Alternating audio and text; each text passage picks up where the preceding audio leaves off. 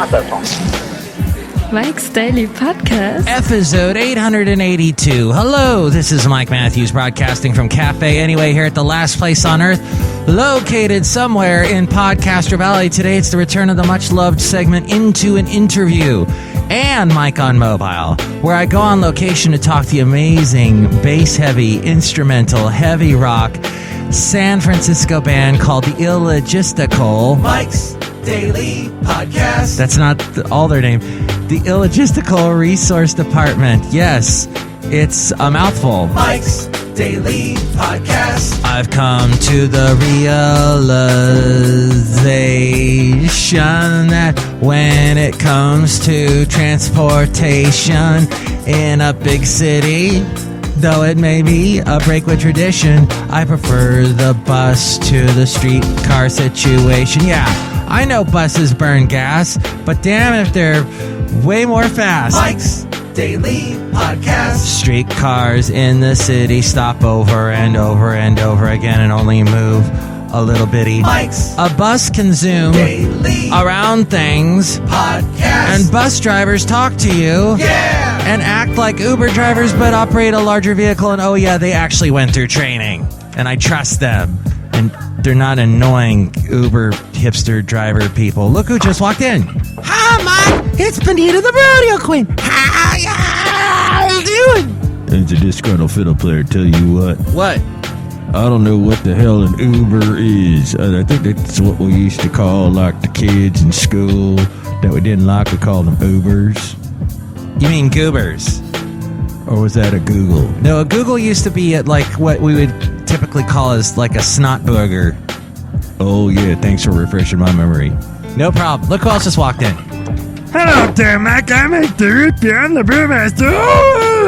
Brewmaster, I didn't mean to bring up what a Google really means. That's okay. I wasn't listening. I'm so in love with Shelly Schuhart. Oh, boy. Yeah, she's amazing, isn't she? And the two of you are the perfect combination because she makes the chicken pot pies in the chicken pot pie bar. That's part of the gift shop. And you make the root beer here at Cafe Anyway, where nobody drinks your root beer because they're too busy drinking my Matthews Chinos and the Mispressos. It's still not a good name for that. We'll come up with something. Mike, maybe you can have like a writing contest or something. That's a great idea. Let's do that. Why did you just play that organ music, Disgruntled Fiddle Player, to make it sound like scary? Because that's the only thing I know. I'm also a disgruntled organ player, too. Oh. So talented. All right. Well, yeah. So I was trying to get home last night after the Into an Interview / Mike on Mobile you're going to hear today, I did with Dan Menapace. I almost said Dan Auerbach of the, what do you call him? Yeah, that band. I went to meet him in Dogpatch in San Francisco, and it took me a while. It took me a while to get there because I took public transportation, and then coming back, it took me even longer because I took the stupid streetcar. I took the bus there, and it was fast. It was quick. The streetcar took forever, and people were coming from the Giants game, and it was just what I think they lost too, didn't they? The black stripes, the black tees, the black keys. Thank you. Oh my God. I do not know my hipster indie rock very well, do I? If I don't know what the Black Keys are. No, they're a great band. So, yes, and the ILLOGISTICAL Resource Department, also a great band. We'll be speaking to them momentarily. Mark, why don't you speak to them now? All right, you just pushed me along there. That's fine. I gotta go. Bye, I'm so pushy, but so much fun. Yeah, I love Benita so much, and I so don't trust Uber at all. A friend of my ex-wife's was in a car being driven by an Uber guy when they got T-boned. And she got like a minor whiplash. You know what? My ex-wife, when I went, oh my gosh, I never take Uber. She goes, no, Uber's great. I take it all the time. And you know what? I think that, I'm quite a bit older than my ex-wife. Probably why it didn't work out, the May-December thing, which I've discussed before. But I think maybe it's my generation that is still okay with public transportation on the whole, but like the people younger who can afford it go with Uber whenever they can. Forget taxis, forget public transportation. It's all about the Uber if they can't drive their car. So that's what I've discovered, my observations, which don't mean a thing. But yes, if what you would like to chime in about this, do you have something to comment about it? Email me, MIKEs-DAILY-PODCAST-882-Rock. We read your comments on the section emails from email and your calm and not so comments, which you can also do that. You can comment on the Twitter. You can follow me at Mike Talks. And on Facebook, we are at facebook.com/MIKEs-DAILY-PODCAST. Ooh, but really quick, let's do this. Mike's scavenger hunt. You're going to hear in the an interview, the Mike on Mobile, the Matthews interviews, that I'll be, when I'm speaking to Dan Menapace Auerbach, I want to kind of give some hints, drop some hints, and not actually say where the place is that we are. I don't think I do anyway. Try and guess where we are, the name of the, I'll say what it is. It's a wine bar. I'll say that right. I think I also say it during the interview. But yeah, try and guess where it is. And email me or comment. And if you get it correct, I will send you this. Yuletide personalized MP3 for thee contest. Yeah, I'll send you a Yuletide personalized MP3 for thee. Yes, I know we're nowhere near Christmas. But well, actually, we're kind of halfway to Christmas, aren't we? Just about. But you know what? All the characters from Cafe Anyway are going to send you a personalized greeting if you get it correct. So email me or comment, MIKEs-DAILY-PODCAST@gmail.com, or on the Twitter at Mike Talks, or Facebook.com/MIKEs-DAILY-PODCAST. We read your comments on the section emails from email and your comment, not so comments. And check out the website, MIKEs-DAILY-PODCAST.com, with links to where to listen to this show in iTunes.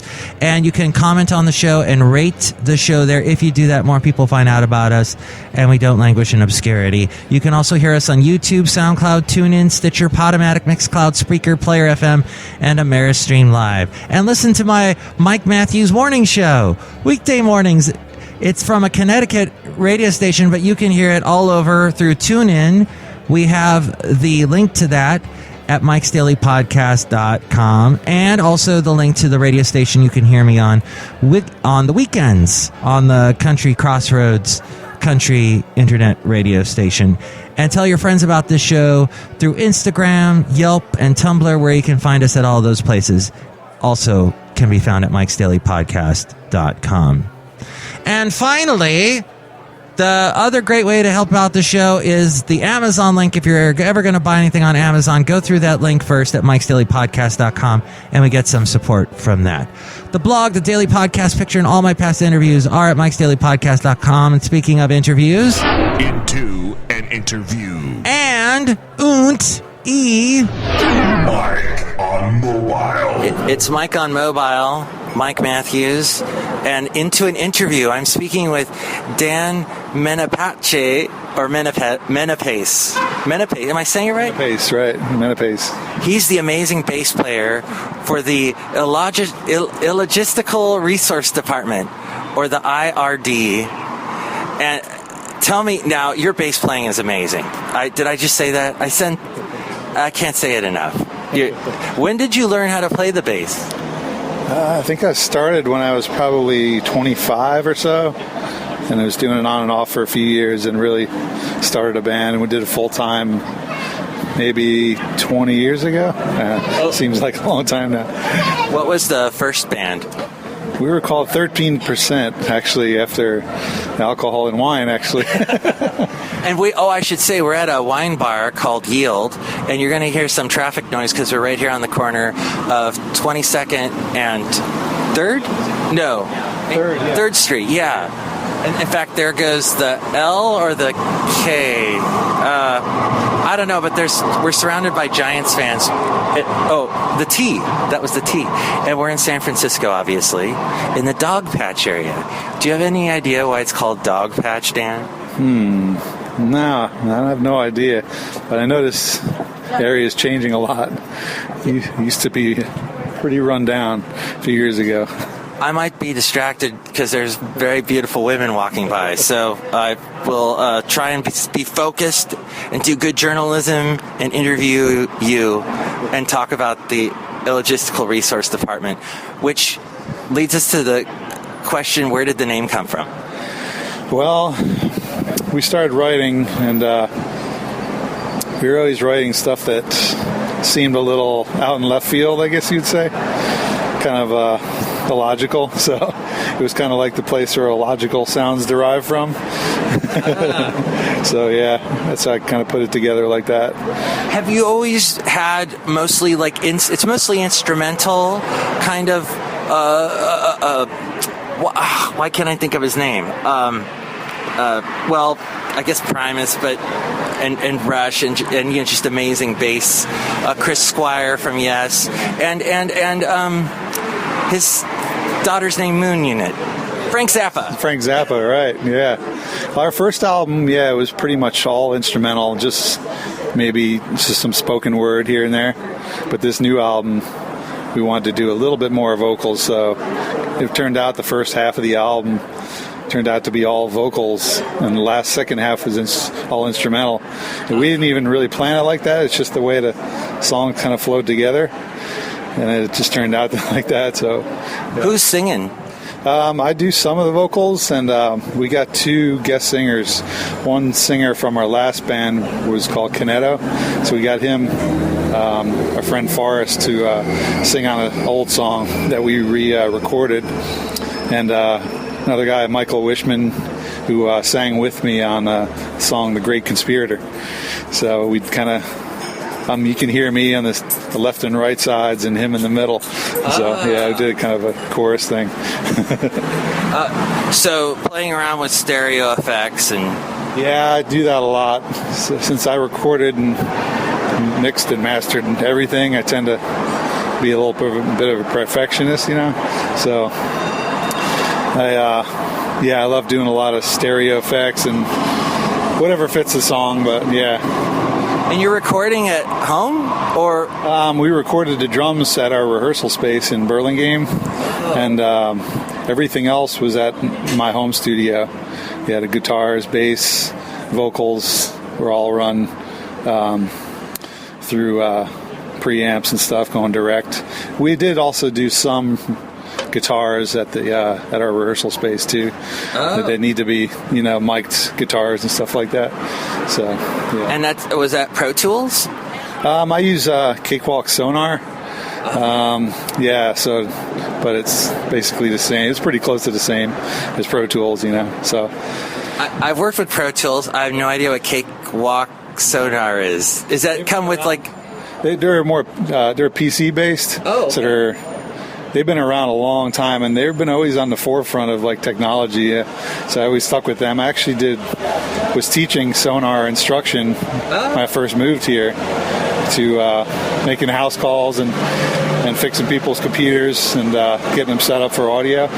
So I've been using that ever since Windows 2000 came out, so 1999 probably. I've been on that. So now Windows 10. Are you excited about that? Yeah, I'm actually beta testing it right now. Oh. Yeah. So how's it work? Is it messing up is the Cakewalk Sonar messing up with it, or are they compatible? Yeah, it's fully compatible so far. I mean, some of the drivers, hardware drivers from some of the audio gear isn't ready yet, but each new build that they make just keeps getting better and better. It's almost ready for release actually. It's supposed to be out the end of July, I think so. And where did you move here from? From central New Jersey. So I moved here in '95 and wanted to come out here to start a band, and there wasn't much work back there at the time, so moved out here and got a job and got a band going. I was also a snowboarder, competing in snowboarding. Wow! So I was always coming out here to Tahoe every year to compete and just ride with my friends. So it seemed like a natural thing to do, just move out here. So. Oh my gosh, do you still snowboard? Yeah, I've snowboarded every single year since 1981. Wow. So I'm a vet. Is that when they invented it? Because last time I skied was probably 80. 86 or something, or 87. It's been a while. So I didn't never tried snowboarding. I have no idea what it's like. It was actually invented probably in the late 70s or so. They didn't call it snowboarding. It was just going down on a plank with a rope on the front. But yeah, pretty much the first commercial boards are around 81, 82 or so. Okay. Yeah, but they didn't even allow them anywhere at any ski areas for a while, so we would just hike up the golf courses whenever it snowed, and just ride or get pulled by a truck or something. You would ski or snowboard being pulled by a truck on the ice? Actually, when it snowed, we'd get some snow, we'd just get pulled around like grass fields and stuff, It was kind of like water skiing on a snowboard, yeah.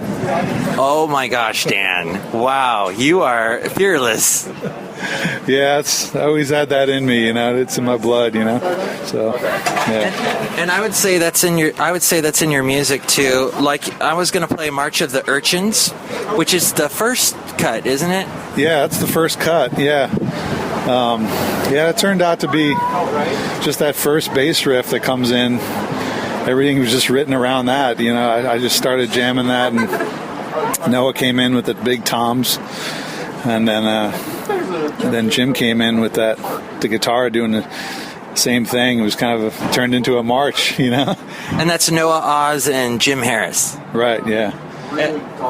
Who's doing the radio transmission in the background? Oh, that's actually Michael Wishman too. He was actually doing like a roving news reporter style, and it was based on an article I read about these urchins in Southern California that were eating all the kelp. And all the kelp forests were just like being wiped clean by these urchins, and I thought it was a pretty cool story. So he just kind of improv'd and did this roving news reporter kind of piece over top of the song, and it fit totally. So we kept. Have you ever eaten urchins? No, I haven't. I'm not a big seafood eater, but are they any good? I haven't either, but I think I saw them cook it on Chopped, which is funny that I mentioned that because I was just telling you about a recent podcast where I complained about the Food Network having nothing but game shows now. But I am hooked on Chopped, which is a show on there. As the T goes by going the other direction, the T train. Let's play March of the Urchins, and it is Illogistical Resource Department, Dan Menapace, here on Mike's Daily Podcast.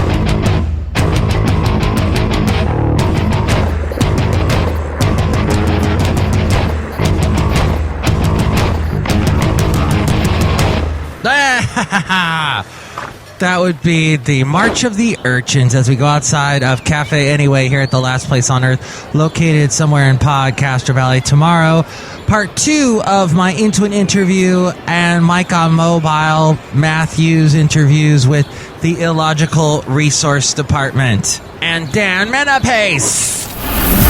And here's today's podcast picture. You can see a picture of Dan Menapace right now at MIKEs-DAILY-PODCAST.com. Oh, gosh. Don't you love how in that interview you can hear the sound of the streetcars that I was complaining about at the beginning of the show just whirring by? That's awesome. Try and guess what it is. You might win a Yuletide personalized MP3 for thee. Although it won't really be a Yuletide one. It'll just be a greeting from all the cafe characters, all the podcast players here at Cafe Anyway. So, usually one of the cafe characters talks right here. The podcast players. None of them are talking. Brewmaster? Yeah, I like being outside. Disgruntled Fiddle Player? Yeah, okay, I hate playing all instruments, bass, everything. I'm the disgruntled bass player, too. But I am floored by Dan Menapace. Yeah, Dan Menapace is amazing. He's a snowboarder. He's everything, Benita. Isn't that impressive? Yeah! Great. Next show, part 2 of my Into an Interview with Dan Menapace of the band the Illogistical Resource Department from San Francisco. Plus, we'll hear from Madame Rootabega, Valentino, and Bison Bentley. Mike's Daily Podcast is written and produced and performed by Mike Matthews. His podcast is super easy to find. Download or listen to his show and read his blog at MIKES-DAILY-PODCAST.com. Email Mike now at MIKES-DAILY-PODCAST@gmail.com. See you tomorrow. Bye.